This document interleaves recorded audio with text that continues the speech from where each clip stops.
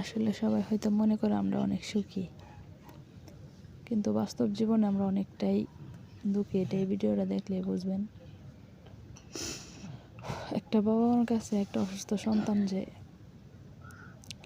কতটা, এটা শুধু একটা বাবা মাই জানে। আমার মেয়ের প্রায় 5 বছর হয়ে গেছে, এখন পর্যন্ত আমাকে মা বা আমার হাজবেন্ডকে বাবা বলে ডাকে নাই। এই কষ্টটা কতটুকু, এটা শুধু একটা অসুস্থ সন্তানের বাবা মারাই বুঝবে।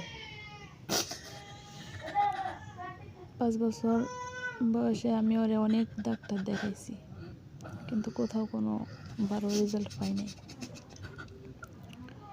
অনেকেই বলে যে আল্লাহ এমন সন্তান কেন দিছিল বা কি, এই কথাগুলো আরও বেশি কষ্টদায়ক। কারণ একটা মার সামনে যখন একটা মানুষ বলে যে সন্তান কেন দিছ আল্লাহ, কষ্ট দেওয়ার চাইতে নিয়ে যাও, কথাগুলা শোয়ার ক্ষমতা কতটুকু।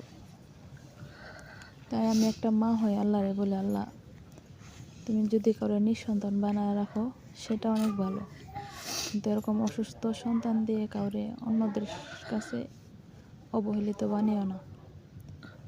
কারণ একটা মানসিক বা প্রতিবন্ধী বাচ্চার মা বাপরে সবাই অনেক ছোট চোখে দেখে। এটা আমি আমার দেখে বলতেছি।